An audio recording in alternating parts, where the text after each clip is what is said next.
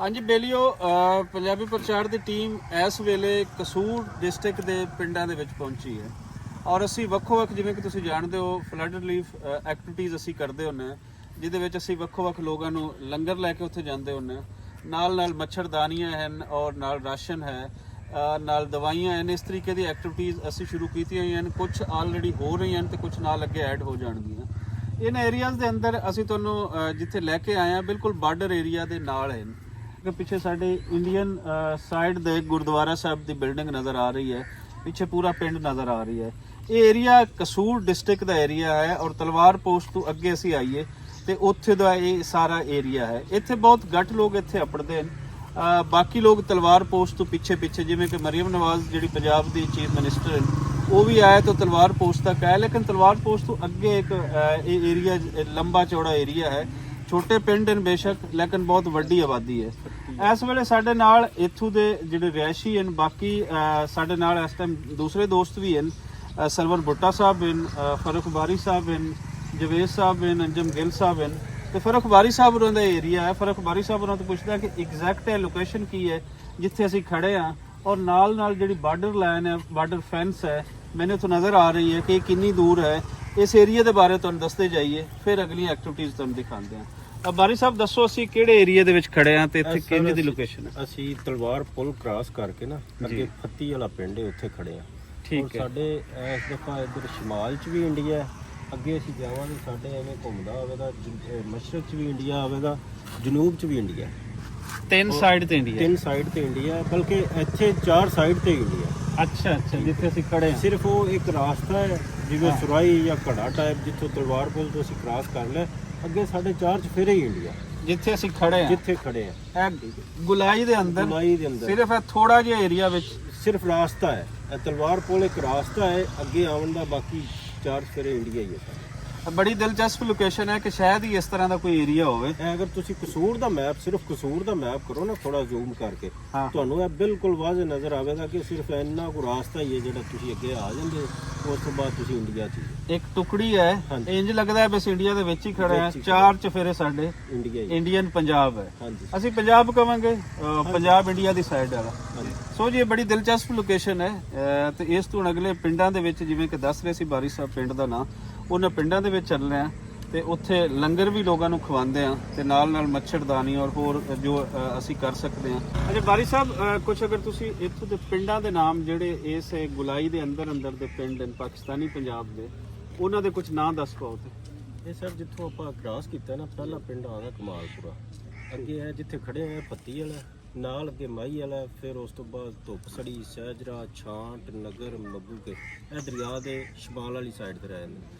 ਦਰਿਆ ਕ੍ਰਾਸ ਕਰਕੇ ਜਾਂ ਦਰਿਆ ਦੇ ਪੇਟ ਦੇ, ਮਤਲਬ ਦਰਿਆ ਦੀਆਂ 2 ਫਾਟਾਂ ਬਣ ਜਾਂਦੀਆਂ। ਜਿਹੜਾ ਸੈਂਟਰ ਹੈ ਨਾ ਦਰਿਆ ਦਾ, ਉੱਥੇ ਵੀ 3-4 ਪਿੰਡ ਨੇ, ਜਿਨ੍ਹਾਂ 'ਚ ਹੈਗਾ ਉਹ ਕਲੰਜਰ, ਫਿਰ ਗੱਟੀ ਕਲੰਜਰ, ਇਸ ਤਰ੍ਹਾਂ ਦੇ ਕੋਈ ਪਿੰਡ ਭਿੱਖੀ ਪਿੰਡ, ਮਤਲਬ ਹੈ 4-5 ਪਿੰਡ ਇਸ ਤਰ੍ਹਾਂ ਇੱਧਰ ਵੀ ਆ ਜਾਂਦੇ। ਤੇ ਇੱਥੇ ਜਿਹੜਾ ਦਰਿਆ ਹੈ, ਇਹ ਦਰਿਆ ਮਤਲਬ ਜਦੋਂ ਪਾਕਿਸਤਾਨ ਵਾਲੀ ਸਾਈਡ ਤੇ ਸਤਲੁਜ ਆ ਜਾਂਦਾ, ਪਾਕਿਸਤਾਨ 'ਚ ਵੜਦਾ ਨਾ, ਪਾਕਿਸਤਾਨ ਦੇ ਵਿੱਚ ਵੀ 2 ਹਿੱਸਿਆਂ 'ਚ ਆ ਜਾਂਦਾ, ਇੱਕ ਇੱਧਰ ਨੂੰ ਆ ਜਾਂਦਾ, ਇੱਕ ਇੱਧਰ ਨੂੰ।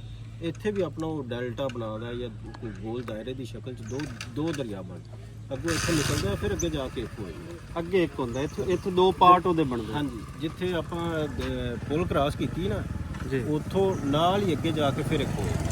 ਅੱਛਾ, ਨਾਲ ਹੀ ਫਿਰ 2-3 ਕਿਲੋਮੀਟਰ ਤੇ ਜਾਂ 5 ਕਿਲੋਮੀਟਰ ਤੇ ਹੈਡ ਗੰਡਾ ਸਿੰਘ ਵਾਲਾ, ਜਿਹੜਾ ਇੰਡੀਆ ਦੇ ਕਬਜ਼ੇ 'ਚ ਜੀ, ਉਹ ਉੱਥੇ ਜਾ ਕੇ ਫਿਰ ਉਸ ਤੋਂ ਅੱਗੇ ਨਾਲ ਹੀ ਫਿਰੋਜ਼ ਵਾਲਾ ਆ ਜਾਂਦਾ। ਫਿਰੋਜ਼ਪੁਰ, ਹਾਂ ਫਿਰੋਜ਼ਪੁਰ ਉਸ ਦੇ ਨਾਲ ਹੀ ਪਹੁੰਚ ਗਿਆ।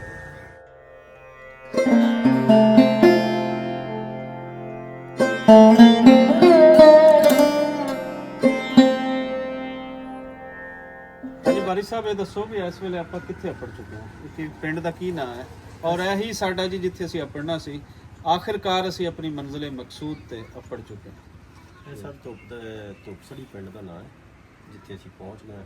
ਔਰ ਇੱਥੇ ਮੇਰੇ ਇੱਕ ਦੋਸਤ ਸੀ, ਕਾਜ਼ੀ ਅਨੀਕ ਜਮੀਲ, ਜਿਨ੍ਹਾਂ ਦੇ ਬੈਠਕ ਤੇ ਅਸੀਂ ਖੜੇ। ਬਾਕੀ ਇਹ ਤੁਹਾਡੇ ਸਾਹਮਣੇ ਜੋ ਸਲਾਬੀ ਸ਼ੂਟ ਤਿਆਰ ਹੈ, ਪਾਣੀ ਦੀ ਅੱਜ ਉਹ ਦੱਸ ਰਹੇ ਨੇ ਕਿ ਫਿਰ ਵੱਧ ਰਿਹਾ, ਅੱਜ ਫਿਰ ਤੋਂ ਦੁਬਾਰਾ ਤੋਂ ਪਾਣੀ ਵੱਧ ਰਿਹਾ, ਤੋਂ ਫਿਰ ਥੋੜਾ ਨਾ ਪਾਣੀ ਵੱਧ ਰਿਹਾ, 6 ਇੰਚ ਤੱਕ ਵਧਿਆ, 6-7 ਇੰਚ ਤੱਕ। ਤੇ ਬੜੀ ਤਸ਼ਵੀਸ਼ਨਾਕ ਜਿਹੜਾ ਉਰਦੂ 'ਚ ਕਹਿੰਦੇ ਨੇ ਨਾ, ਉਹ ਸੂਰਤ ਹਾਲ ਹੈ। ਤੇ ਪਾਣੀ ਇੱਕ ਦਫਾ ਘਟ ਕੇ ਤੇ ਫਿਰ ਵੱਧ ਰਹੀ ਹੈ। ਔਰ ਇਹ ਸਤਲੁਜ ਦਾ ਜਿੱਥੋਂ ਪਾਕਿਸਤਾਨ ਦੇ ਅੰਦਰ ਬਿਲਕੁਲ ਏਰੀਆ ਸ਼ੁਰੂ ਹੁੰਦਾ ਹੈ, ਇਹ ਉੱਥੋਂ ਦੀ ਰਿਪੋਰਟ ਹੈ। ਤੇ ਪਾਣੀ ਦਾ ਵਧਣਾ ਹੁਣ ਕੀ ਪਤਾ ਕਿ ਰਿਪੋਰਟਸ ਪਿੱਛੋਂ ਦੀਆਂ ਲਈਆਂ ਜਾਣ ਕਿ ਕਿੰਨਾ ਵੱਧ ਰਿਹਾ ਹੈ, ਲੇਕਿਨ ਦੁਬਾਰਾ ਤੋਂ ਪਹਿਲੇ ਤਾਂ ਅਸੀਂ ਦੇਖ ਰਹੇ ਸੀ ਕਿ ਪਾਣੀ ਬਿਲਕੁਲ ਥੱਲੇ ਚਲਾ ਗਿਆ ਔਰ ਅੱਜ ਦੁਬਾਰਾ ਤੋਂ ਪਾਣੀ ਫਿਰ ਉੱਪਰ ਆਣਾ, ਫਿਰ ਵਧਣਾ ਸ਼ੁਰੂ ਹੋ ਗਿਆ।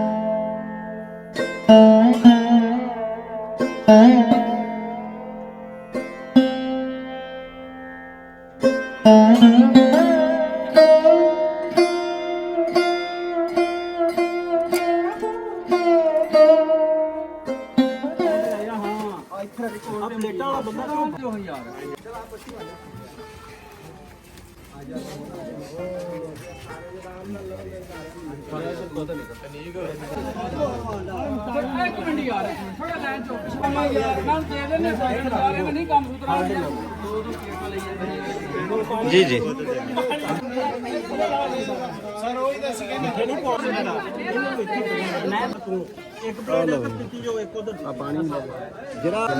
ਹਾਂਜੀ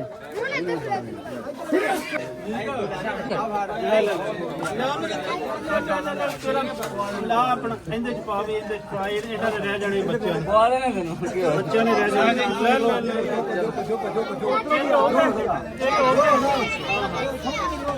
ਆ ਜਾਓ ਵੀ ਛੋਟੇ ਬੱਚਿਆਂ ਨੂੰ ਦਿਓ, ਇਹਨਾਂ ਨੇ ਰਹਿ ਜਾਣਾ। ਲੈ ਮੇਰੀ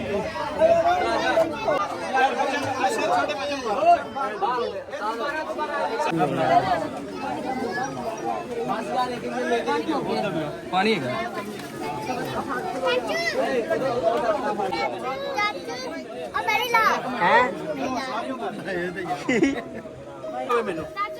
ਮੈਂ ਇਸ ਤਰਤੀਬ ਦੇ ਨਾਲ ਸ਼ਾਬਾਸ਼ ਚਲੋ ਲੈ ਕੇ ਨਿਕਲ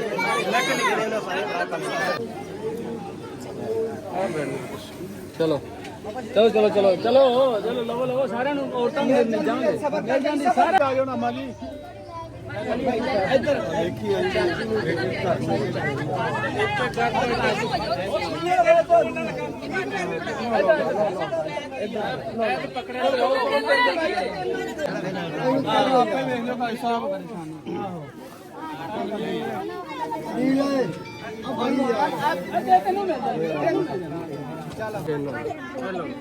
ਅੱਗੇ ਆਓ ਖਲੋਈਓ ਨਾ ਬੀਬੀਆਂ ਪਹਿਲੇ ਦਿੰਦੇ ਪੈਸੇ ਉਹਦੇ ਤੁਸੀਂ ਹੋ ਹੈਲੋ ਇੱਧਰ ਦਿਓ ਪੈਸੇ ਇਹਨਾਂ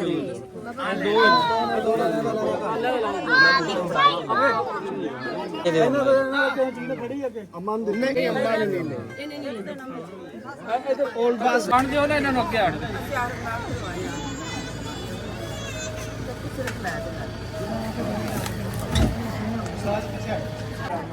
ਇਹ ਦੋ ਤਿੰਨ ਮਾਈਆਂ ਬਸ ਉਹਨਾਂ ਦੇ ਮੇਰੇ ਬਾਅਦ ਚਾਹੀਏ ਇੱਕ ਆਖੀਰ ਕਰ ਚੌਵੀ ਠਹਿਰੋ ਪਿੱਛੇ ਮੈਂ ਸਾਰਿਆਂ ਨੂੰ ਪਕੜਾ ਦੇਣਾ, ਸਭ ਨੂੰ ਪਕੜਾਣਾ। 1 ਮਿੰਟ ਮੈਂ ਦੇ ਦੇਣਾ ਵਾ ਜੀ, ਅਸੀਂ ਕਿਤੇ ਨਹੀਂ ਜਾਂਦੇ। ਚਲੋ ਚਲੋ ਲੈ ਜਾਓ। ਇਹ ਜਿਹੜੀ ਅੰਦਰ ਇੱਕ ਮੁੰਡੇ ਦੀ ਸੀ ਓਏ ਯਾਰ ਬੱਚੋ ਨਹੀਂ ਆਣਾ ਬੱਚੇ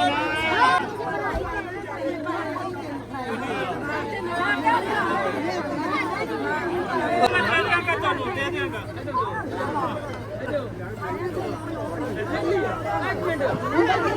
ਜੀ ਬੇਲੀਓ ਇਹ ਸੀ ਅੱਜ ਦੇ ਦਿਨ ਦਾ ਜੋ ਕੁਝ ਕਰ ਸਕਦੇ ਸੀ।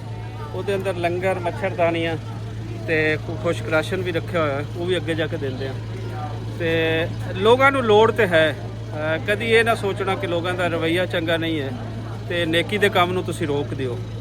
ਲੋੜਾਂ ਹੈ ਲੋਕਾਂ ਦੀਆਂ, ਇਸ ਵਾਸਤੇ ਹਰ ਬੰਦਾ ਚਾਹੁੰਦਾ ਹੈ, ਹਰ ਔਰਤ ਚਾਹੁੰਦੀ, ਹਰ ਬੀਬੀ ਚਾਹੁੰਦੀ ਹੈ ਕਿ ਉਹਨੂੰ ਉਹ ਚੀਜ਼ ਮਿਲ ਜਾਵੇ।